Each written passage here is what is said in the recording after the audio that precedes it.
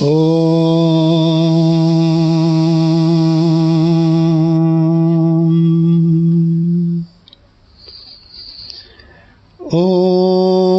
श्री गुरुवे नमः।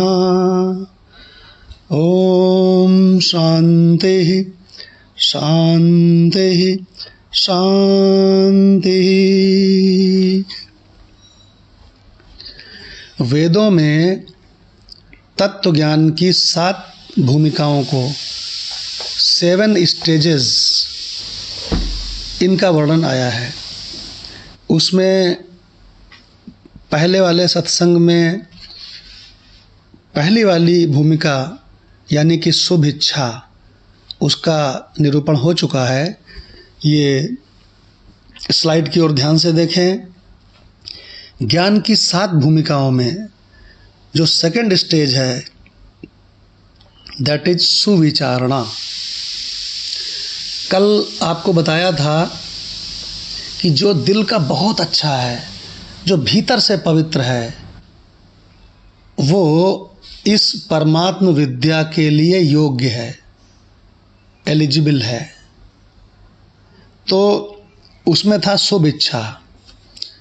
अब शुभ इच्छा वाला तो है, तत्व ज्ञान के सत्संग में भी सुनने गया और तत्व ज्ञान को ध्यान से भी सुना, लेकिन उसको जो भी वहाँ पर सुना उसको वेद और उपनिषद कहते हैं उसको 1000 बार मनन करो, उसको खूब मनन करो, खूब मनन करो, मनन करो कि क्या बढ़िया बात है, और अपने दिल को पूरी तरह से आश्वस्त करो।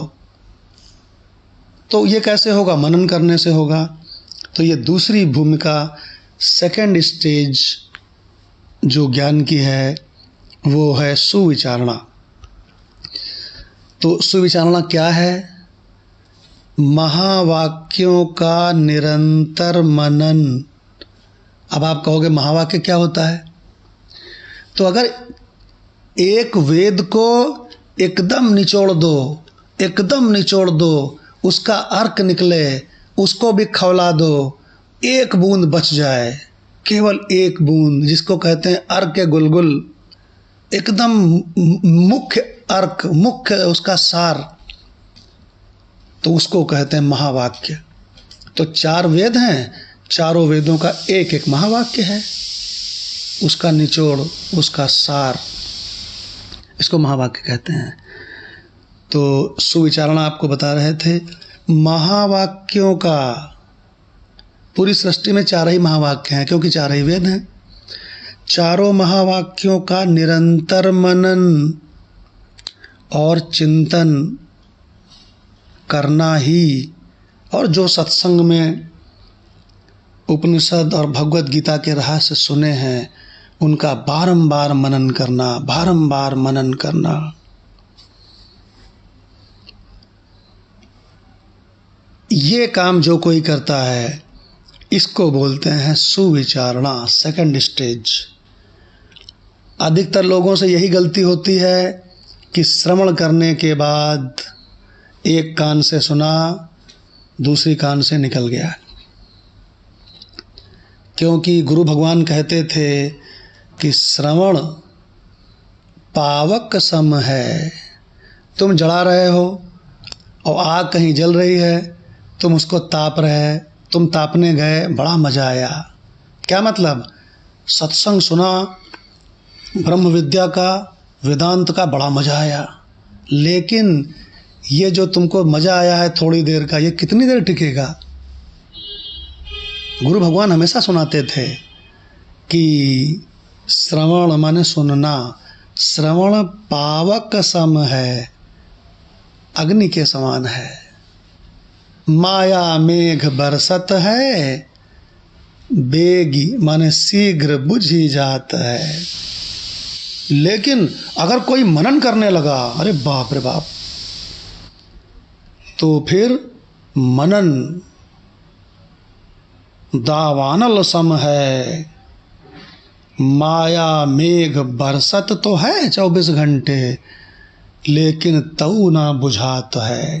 क्योंकि माया अपना पेच चलती है, अब वो मनन चलता है, उधर से मनन कर देता है तो टक्कर लेता है उससे, नहीं बुझता है। बहुत इंपॉर्टेंट, दोबारा सुना दें, थोड़ा कठिन है। मनन दावानल सम है, जैसे जंगल में आग लगी हो, और माया मेघ बरसत है तऊ ना बुझात है। नीचे कहीं आग बाकी रहती है, फिर चल पड़ती है आग। और कहते हैं इसके बाद भी एक चीज़ है, उसको बोलते हैं निदिध्यासन, जो अल्टीमेट रहस्य है, मैं वही हूँ, इसमें स्थित होना, निदिध्यासन बोलते हैं उसको, अल्टीमेट में स्थित होना। तो निदिध्यासन बड़वानल सम है, जो समुद्रों के भीतर जो आग रहती है पृथ्वी की कोर में, अरे बाप रे बाप, प्रचंड अग्नि जिससे ज्वालामुखी आदि निकलते हैं, तो निदिध्यासन बड़वानल सम है। और माया मेघ बरसत तो है, लेकिन तऊ को खात है, उसको भी खा जाता है। ये है श्रवण मनन और निदिध्यासन की महिमा। तो हमने आपको आज दूसरी भूमिका के बारे में थोड़ा सा बता दिया है। स्लाइड की ओर ध्यान से देखें। महावाक्यों का निरंतर मनन और चिंतन करना ही प्रधान होने के कारण इस दूसरी भूमिका को सुविचारणा कहा गया है, क्योंकि इसमें मनन खूब है और माया से टक्कर लेता है, इसलिए इसको मनन भूमिका भी कहा जाता है। माधव भगवान ने बहुत सुंदर स्लाइड बनाई है, बहुत सुंदर मैटर, गागर में सागर भर दिया है। इसको मनन भूमिका भी कहते हैं। ओम शांति शांति शांति।